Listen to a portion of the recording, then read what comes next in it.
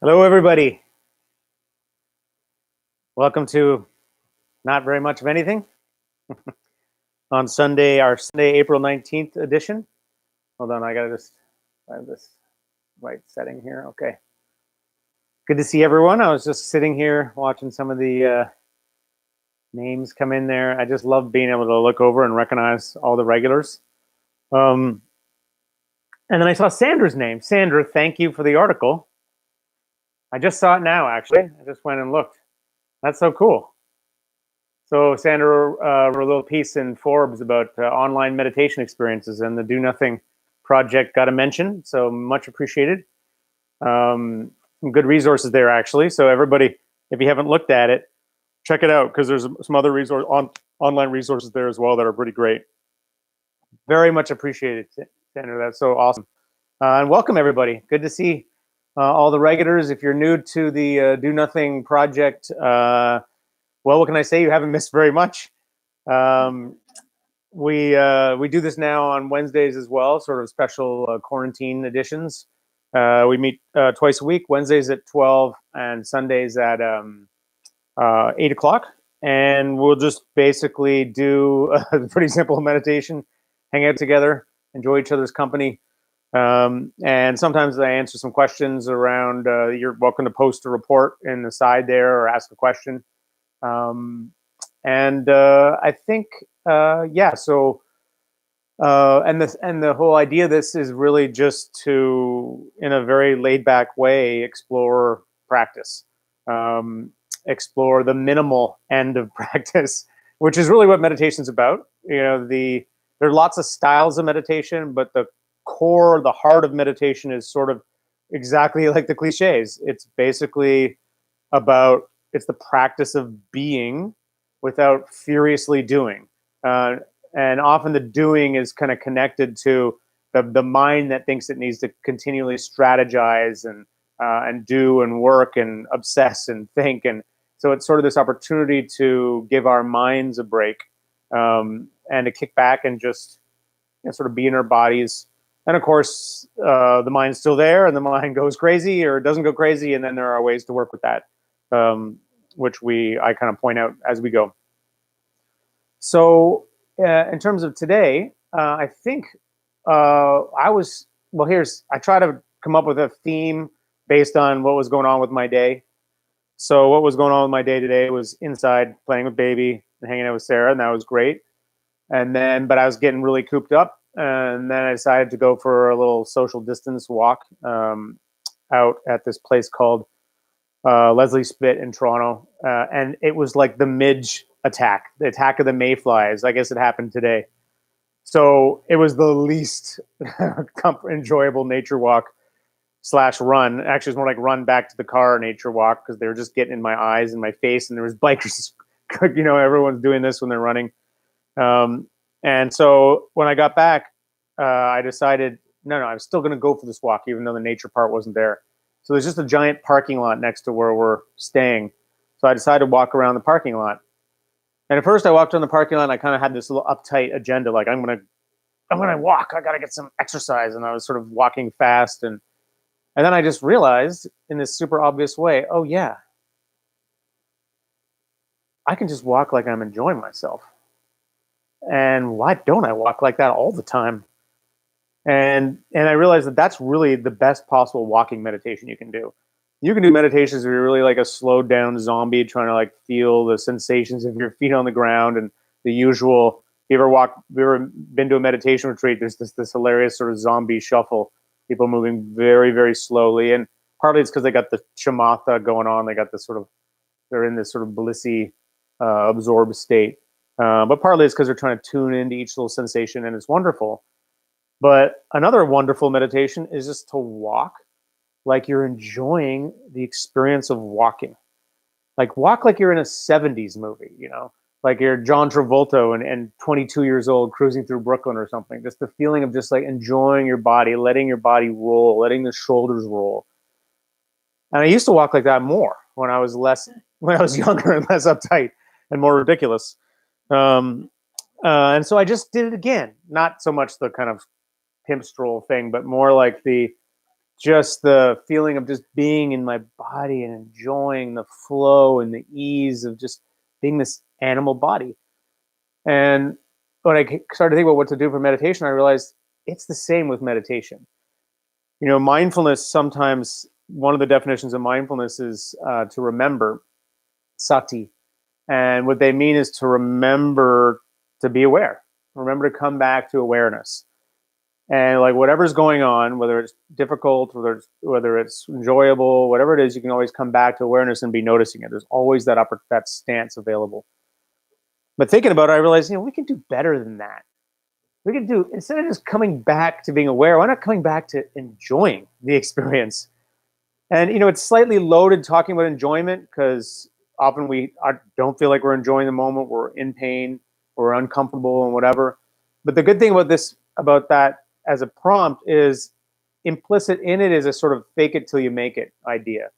That it's okay to just kind of play act at enjoying, to sit in your body and sort of pretend you're enjoying this opportunity to just take a break, to not have to do anything else, and just kind of luxuriate in the not doing anythingness of it, feeling your kind of body on its perch.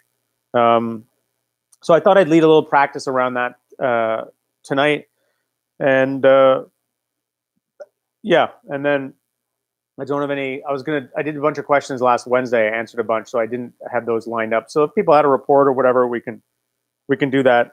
I can try to answer a few questions, or I can share some things that people are writing on the side. Otherwise, I gotta get my. 1 second.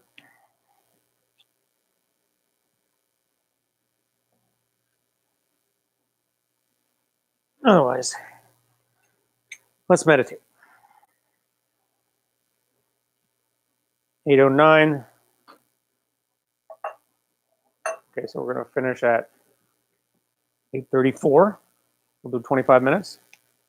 And as always, if you have your own go-to practice, something you like to do, you're welcome to do that. That's always up to you. It's nice just sitting and feeling the company of everyone around.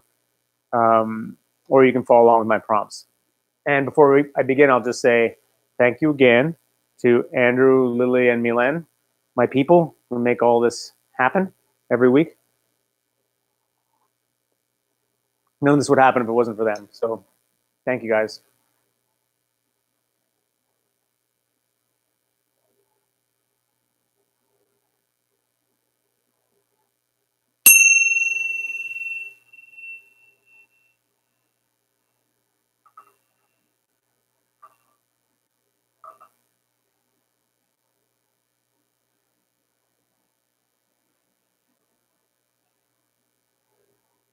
Okay, so if you do want to follow all my prompts, the eyes can be open or closed, up to you. Normally it's whatever's comfortable.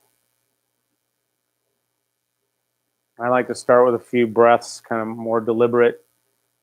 So when I breathe in, stretching up a little bit, stretching up the spine. And I breathe out, that's the downward motion. So as you breathe out, that means really let yourself settle. So kind of be deliberate about softening the forehead and the cheeks and the jaw. Softening the shoulders and the belly.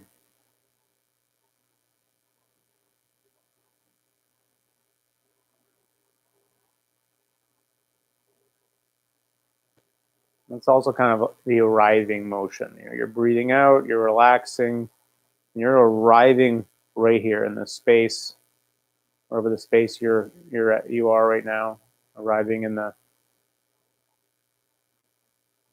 body, arriving on the cushion. So as you breathe out, let yourself land on the cushion.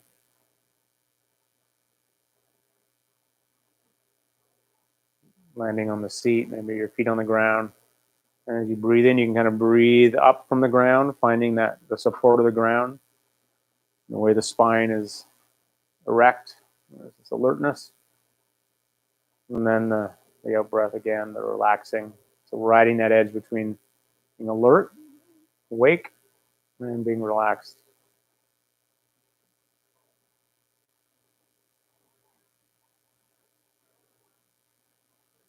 Okay, so the first thing really is about checking with this equanimity muscle.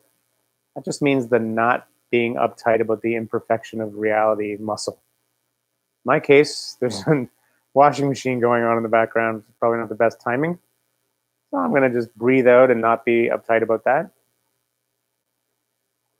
And for all of you, similarly, there may be things in your environment that are sort of annoying sounds, distractions.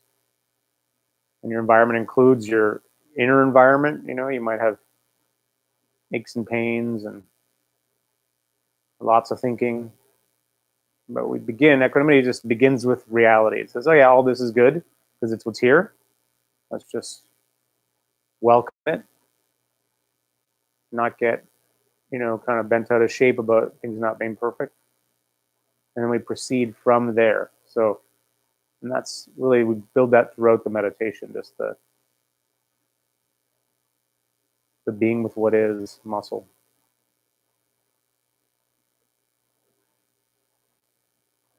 So some people like to sit just like that. They just sit, they're just sort of, they have this attitude of welcoming things. They might just enjoy the feeling of their body, or they just notice they're aware and they just don't really do much of anything, and that's totally fine.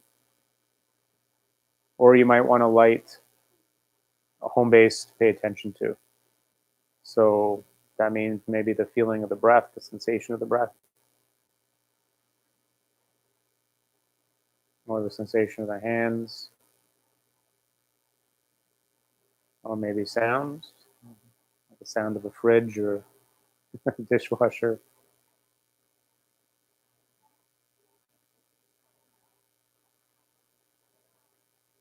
So choose something now, then we'll just get settled here for a little bit.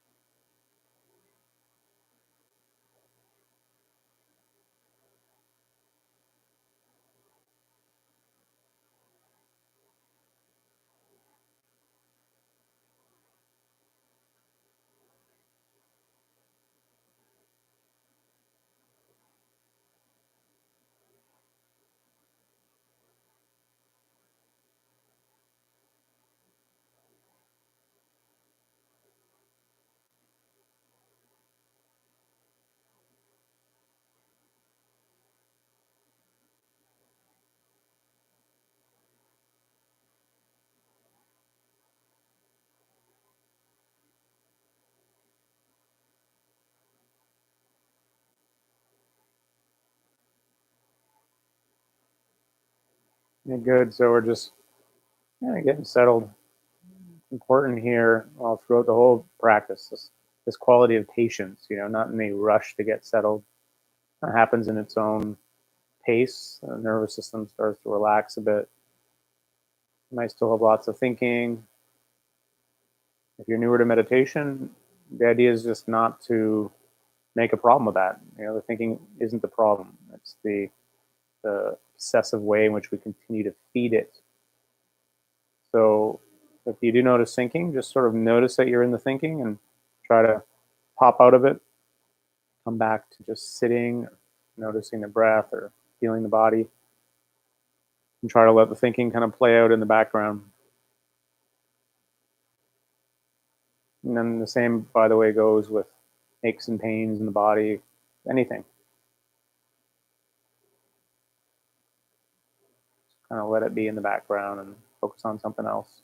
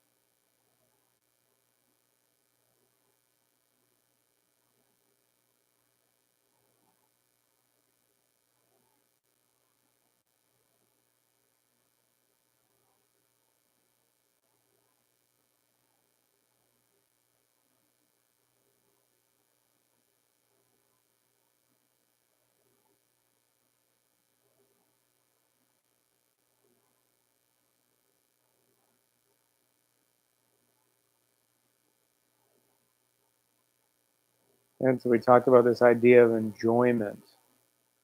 Wondering if we can explore connecting to that now. When you hear that word, think of something grandiose maybe, but I'm thinking of something much more reasonable. Something that's much more about just appreciating the opportunity to take a break, not have to do anything else, enjoying the peace and quiet, enjoying the feeling of just being a body breathing, this sort of simple animal pleasure of it.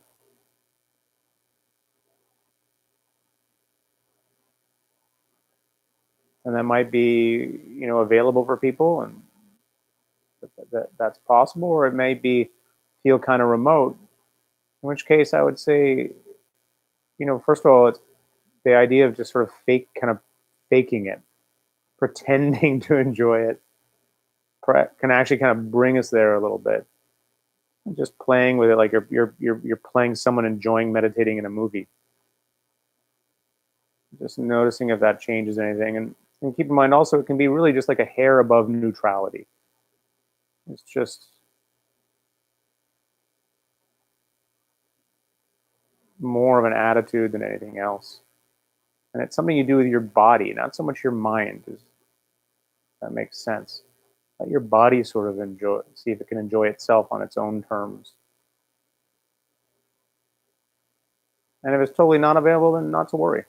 Just being in a more patient, calm, relaxed, neutral place is good too. You can just notice whatever response is happening.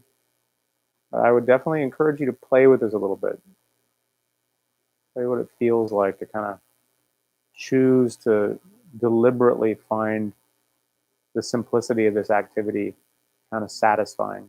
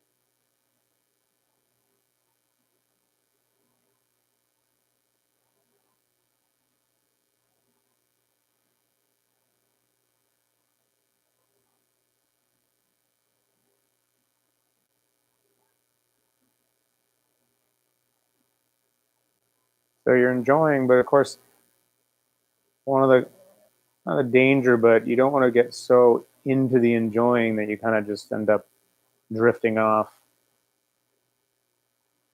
The idea is to stay present, stay aware.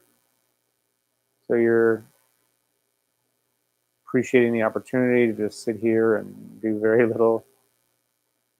You're noticing the breath, the feeling of the breath, or maybe you're working with sounds. And again, you're not trying to get to some distant place of relaxation. It's about enjoying the walk, enjoying the getting there, which is the here.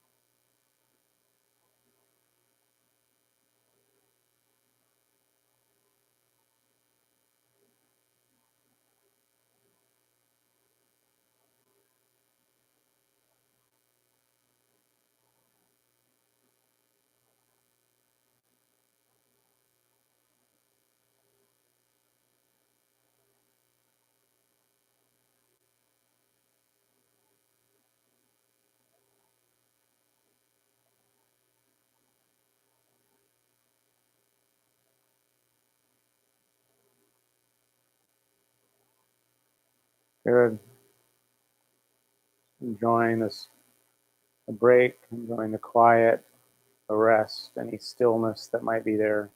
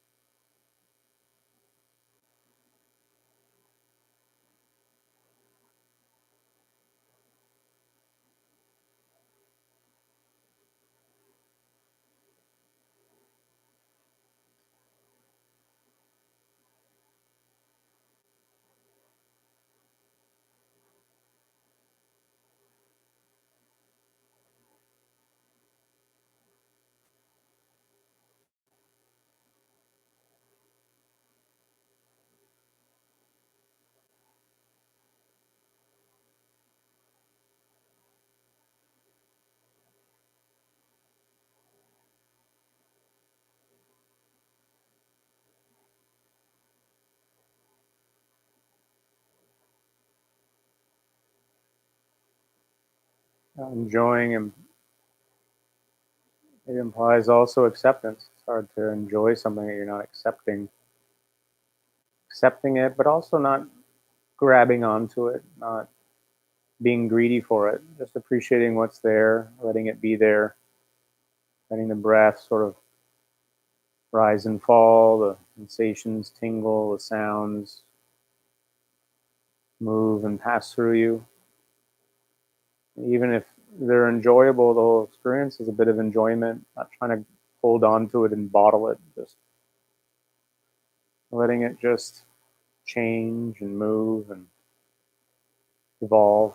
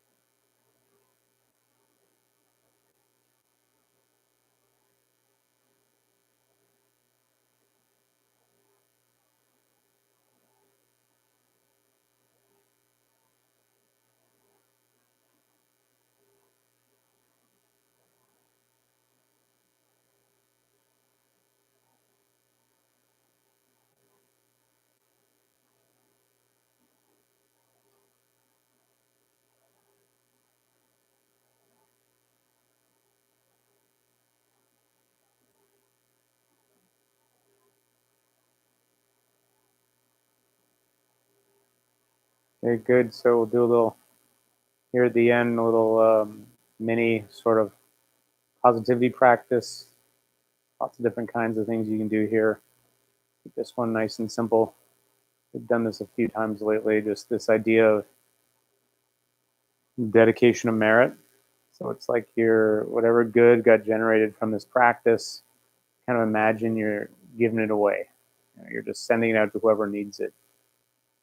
So that means just thinking about whatever comes to mind and imagine you can transmit something of this enjoyment, of this quiet, the stillness, the settledness to other people in your life.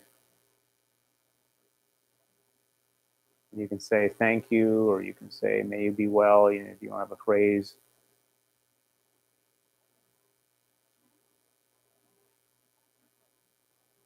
The idea is just to kind of practice thinking about these people and wanting the best for them, and also not wanting to hold on to, you know, the goods for yourself. It's sort of this act of generosity, of sharing.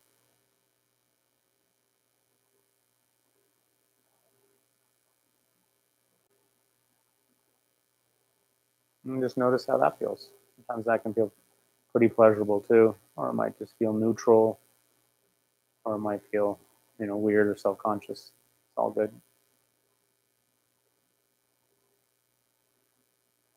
You just picturing giving it away.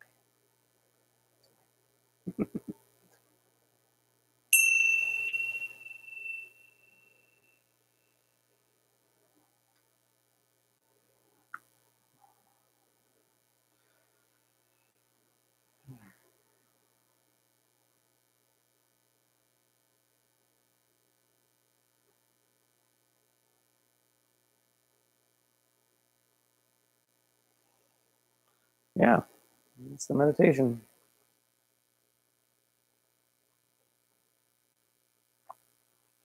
By the way, if you ever feel like continuing to meditate at the official end of the meditation, you should just keep meditating.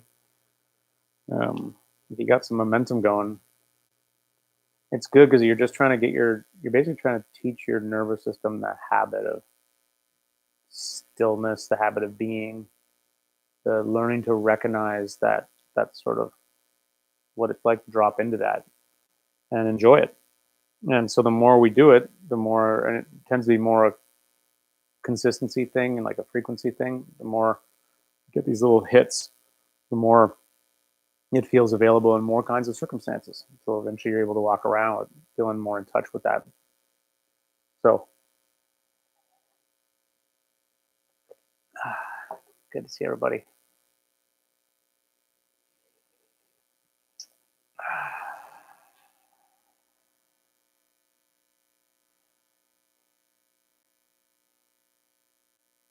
Yeah, Lauren said, when you said enjoy, I put a smile on my face and my body relaxed even more.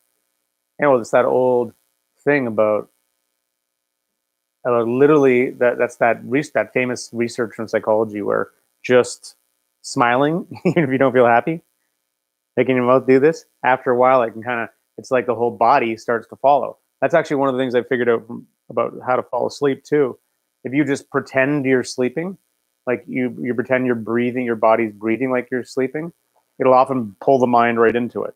So the body has its habits, has its patterns that are very powerful that kind of pull us into a particular pattern. And the mind might have another idea, but you want to use the body, you want to like get the body on your side. So definitely smiling, doing the things the body would do as though it were enjoying itself will actually lead the body starting to enjoy itself.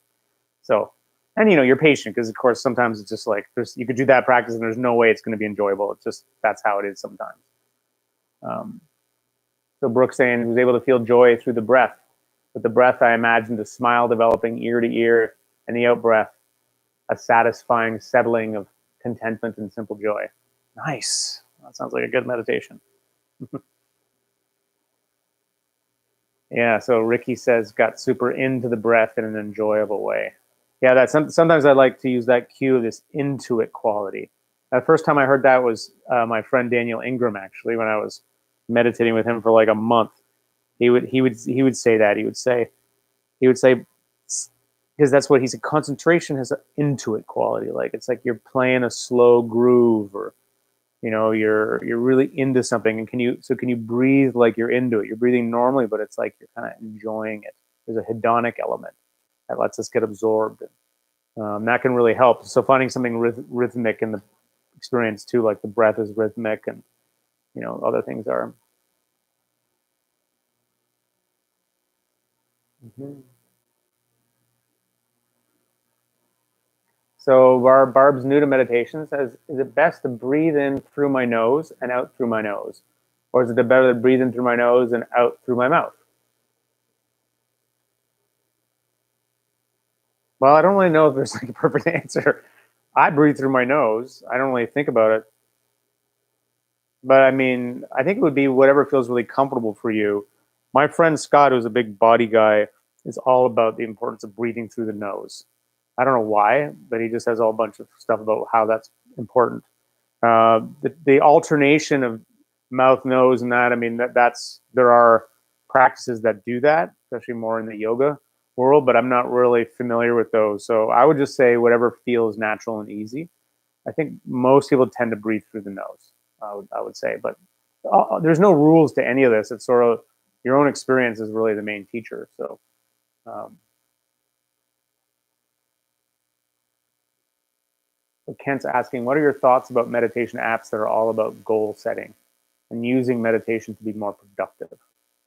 Um, well, I mean, I think my philosophy is whatever gets you there, and whatever gets you meditating.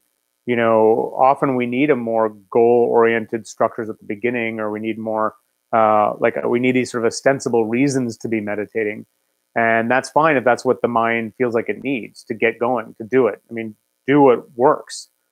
That's let as Shinzen would used to say, he who rides decides. I guess a hangover from his like biker days.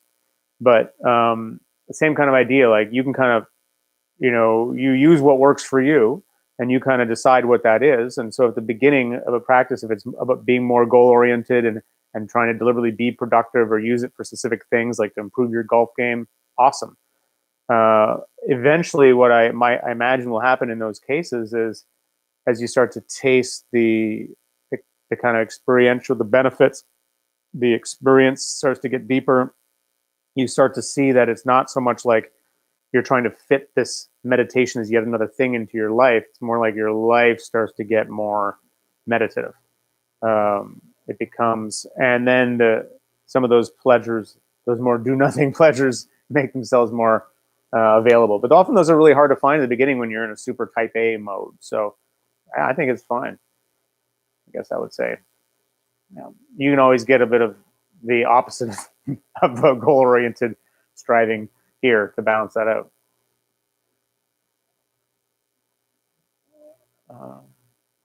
So PJ saying super noisy helicopter, lots of cars outside.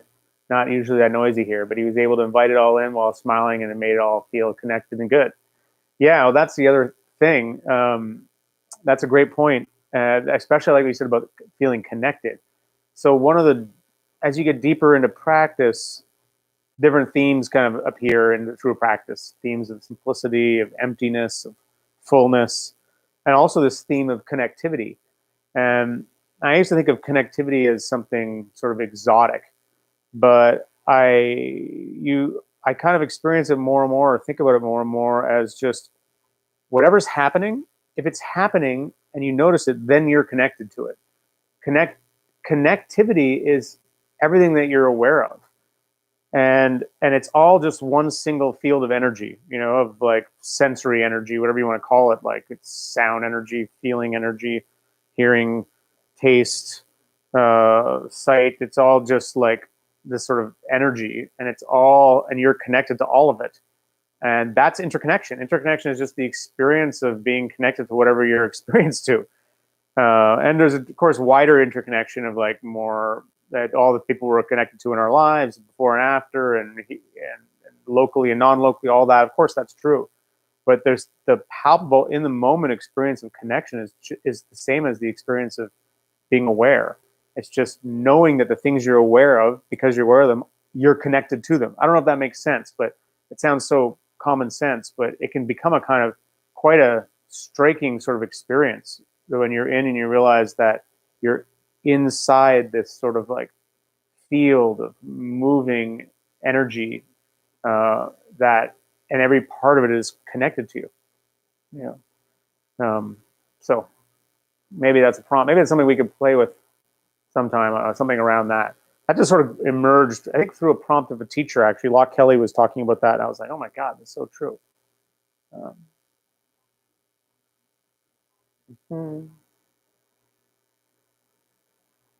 Brooke saying the simple joy was very much gratitude for everyone here, sitting in community, appreciating life, noticing the birds outside the window, and the reminder not to grab onto it was needed too. Yeah, I'm glad that was helpful. Because equanimity isn't just letting it come, it's also letting it go. That's what it really means to be transparent and available. It's just being this sort of open container for waves of things going through.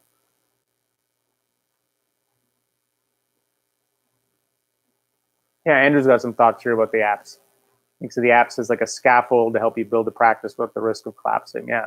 And I got to say, I really like the apps, not just because I'm on them, but I like being able to just say, okay, I need a 10-minute, 15-minute chunk here. I have this, I want to just sit, and I can just rely on some teacher with some experience to create that little structure for me. And even though I don't need it, I can sit on my own. I really enjoy that sometimes. And I like hearing other people, the way other people guide. And so I actually use both 10% Happier and Calm quite a bit.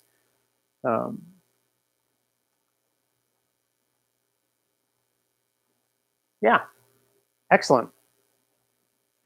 Okay, guys, so that was super fun. I think I'm going to wrap it up. What did I want to say? I had a really great talk with Dan Paris on Friday, and it's going to be on the 10% Happier podcast. So that's not the live cast; that's the longer podcast ones he does. So I've been on there a few times, but this is the first time we've done one in a couple of years, probably, and it was. I would love you guys to hear it because it was a really important experience for me. I felt like I was finally, maybe for the first time, able to articulate some things about practice that I've been really thinking a lot about, kind of trying to articulate this larger ethic of practice beyond just meditation, although that sort of unbundles meditation. And I actually read out some different practices that people have sent me over the months through my website, and just kind of we ended up having this we were in a really good groove together and had a really good talk. And so that's going to be released on Wednesday. So enjoy that. Anything else, Lily, that I should mention? Sean says, wife and I switched off Netflix to enjoy you tonight. I'm happy we did. I hope we can make it a regular thing. I hope you can make it too. It's good to see you. Not to compete with the Netflix. Who was it telling? Oh yeah, Tiger King. I got to check that out. Oh yeah, I have a course on how to guide meditation. I think it's starting not this week, but next Thursday. So you guys are welcome to, if you want to do that. And there's some scholarship stuff available there. If you're totally broke, let us know.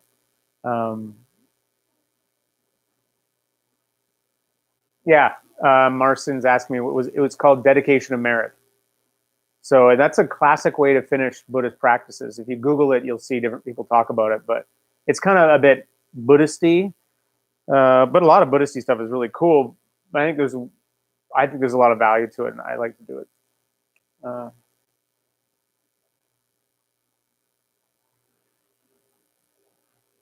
Thanks, Janice and Matt. Thanks, Amy. Thanks, Brooke. Nice, PJ. All right, guys, I'm going to end the stream.